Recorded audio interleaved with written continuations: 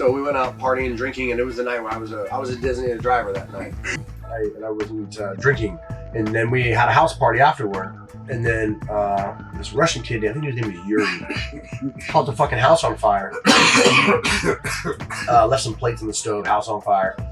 Then I was asleep in the bed, and I was sharing the king-size bed with my buddy Cameron. Cameron's parents over in Pinole, they were out of town in the Philippines or something. So we threw a house party, everyone was drinking, getting trashed. And I wasn't, because I was the DD. And next thing you know, I'm up in bed, and there's 3 or 4 girls in the bed too, and they're like, "We want the king-size bed." I'm like, "No, I'm the DD. I'm fucking going to bed early. I'm starfished out in the king-size bed," and all these girls come climbing to bed. And it sounds erotic and player, but it really was just me sleeping in the bed. And I'm like, okay, cool. There's a couple girls in here, but the fucking house is full of smoke. House is on fire. I run downstairs, and sure enough, there's a fucking drunk Russian kid down there trying to put the fucking fire on the stove. Somebody left plates on the electric stove, the glass top stove, turns it on, pizza boxes and shit, then the microwave on top of the plastic's fucking melting, cabinets are on fire. And I had been to firefighting school at Kings Point, the other Merchant Marine Academy in New York. And so I'm like waking people up, let's go, get the fuck up, house is on fire. I'm waking up drunk kids everywhere, get the fuck up, let's go. I run back upstairs, these girls are all fucking passed out, drunk, and asleep in the bed. I'm like, Crystal, get the fuck up. She wakes up her homegirl, and then I'm getting everybody on your knees, crawl out the fucking house, on the floor, down, everyone's crawling out the house, and I'm waking up, I'm the only fucking sober and present person in the building. And so all these college kids are waking the fuck up and going outside the house, and then Crystal's like, oh, my friend so-and-so, Sarah is still upstairs. I'm like, what the fuck? So I run back up in the house filled with smoke, pouring out, and then sure enough, in the king-size bed upstairs, there's this tiny little girl, 5 feet tall, buried in the fucking pillows at the headboard of the bed. So I guess we missed her. It was a huge bed. Everyone's like crashed on one big bed. I picked this girl up, throw her over my shoulder, carried her downstairs, throw her in the front yard, go back inside. We grab the extend-a-hose from the sink, and I'm fucking fighting a little fire with this fucking extend-a-hose from the kitchen sink. I'm pulling beverages out of the fridge, throwing them out of kitchen cabinets, squeezing milk gallons on the fucking kitchen cabinet, trying to put this fire out.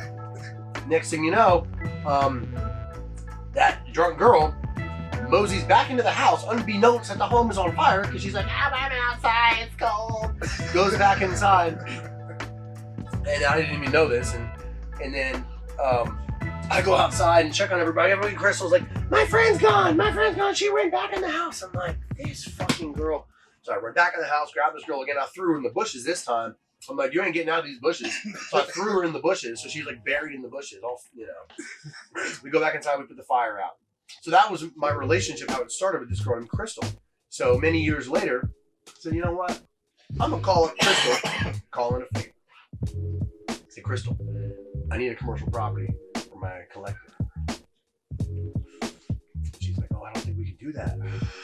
My family, my business, it's my reputation, it's illegal. I'm like, it's not illegal, there's one right there. She's like, yeah, you know, but like, so come back on there.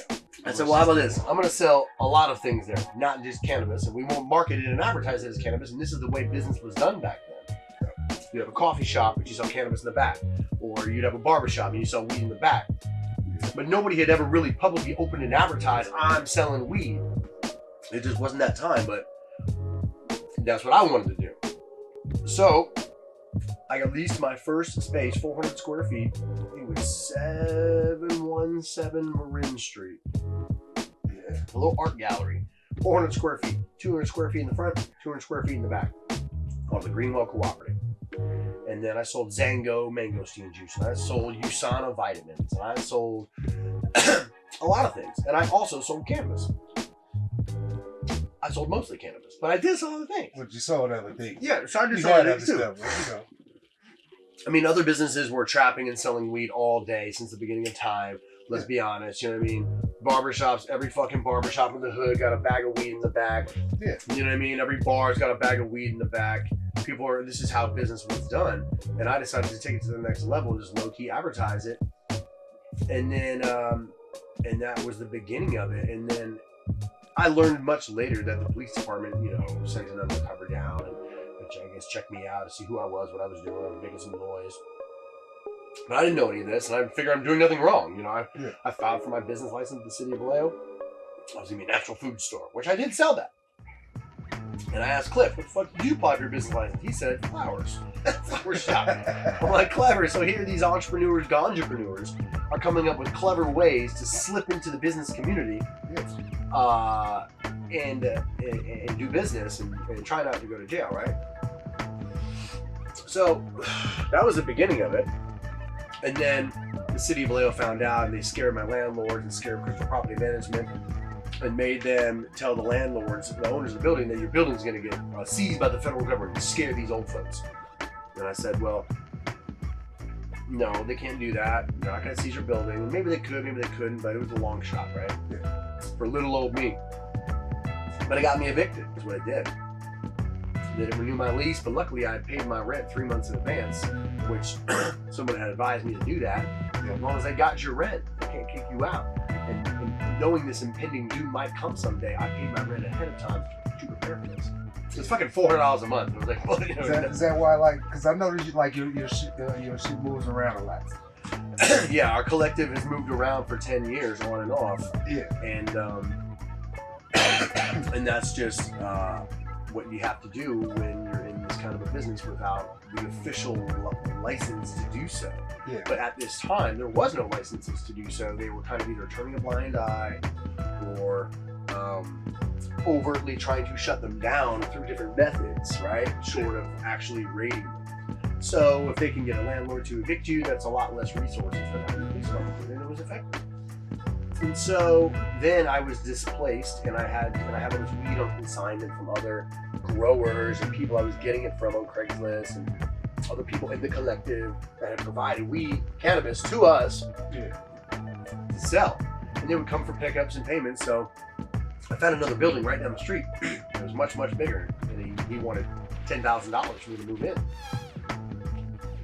I didn't have $10,000. So I rented a Ryder moving truck and I parked it right in front of the space I just got evicted from by the sheriff's department. Had an air conditioner in the back, put my safes in the back, put my bulletproof vest on. And I had weed, and growers were coming to pick up weed that they had given me because they had heard I got shut down and evicted. And customers were still coming that wanted their weed. So I was doing a mixture of both. I was redistributing it back to the people who want, hey man, I heard you got shut down, let me get my packs back. All right, cool. And then other people were like, yo, what's up, you still in business? I'm like, no, I'm getting shut down, but if you need your medicine, here you go. And then the city of Vallejo found out about that, and they sent a police officer down to investigate that. And by the grace of God and a miraculous timing, that was the weekend we were voting on cannabis legalization back in 2010. Yeah. It was 10 or 11. It was right then. It was like the very first time Californians were trying to get weed legalized. That wasn't the Prop 420. I don't think it was called Prop 420. I can't remember. It was 2010, fall 2010, I think it was, like that mid-year election thing. Okay. Maybe it was 11. Was it 11? Might have been 11. We can look it up. And so my thought was, weed's going to be legal by the end of this weekend, and I can do this, and I'm going to do this in this truck. And if I get busted, that's going to be within a 48-hour time window when it was officially illegal. So I had this very miraculous timing of me engaging in something extremely high risk legally, and from a physical standpoint, could have been robbed, all that. And, but we in California, we're about to vote on it. So I'm like, I'm going to put all my chips on the table. I need that building. I need $10,000 to do this. And I don't have anywhere to do it. And I have all this weed. And I still have a customer base. I'm going to go all in. So I do. The police department shows up. I believe his name was Nicolini. He was the police chief's son. Nice guy. Great, good cop. Seemingly close to my age. And here I am looking at someone look like, my demographic of a person. I used to work on ships with a military-ish looking kind of guy, You're a white dude. White dude in late 20s, early 30s. I'm wearing a bulletproof vest. He's wearing a bulletproof vest. He's wearing a uniform. I'm wearing full camouflage. So we're both like, he's kind of like, what the fuck's going on here? And well, I was in there. I'm not in that building anymore. Now I'm out here. And I think it was just really confusing for him. Like, he had never seen anything like that before. Of course, no one had ever done this before. And I'd never done it before. So here we are, talking to each other. He's like, what are you doing? I'm like, well, I'm redistributing the weed to the people that gave me weed and still providing it to my customers. And he was like, well, yeah, you can't do this. Like, you definitely can't be doing this. But the next day was that fucking vote. Yeah. And that's probably part of the calculus that the police department had to weigh, which is like, is he breaking the law? Is he not breaking the law? By the time we arrest him, by the time he goes to court, Right, you know, they have limited resources. Yeah. I'm not really Yeah. a threat, but I'm definitely Yeah. doing something on the borderline of gray area and not legal. Yeah. And fortunately, you know, what he told me that day was, I don't want to see you here tomorrow. I was like, you know, it's taking me some time to empty my shit out of the building. And all these things were true. I was definitely withholding some information, but I was also sharing truthful things with him. Yes, I'm moving out of that space there. And, you know. And so then he goes, I don't want to see you here tomorrow. And I was like, bet. You won't, because by tomorrow, I'm going to have enough bread to move into that building down the street. And I did.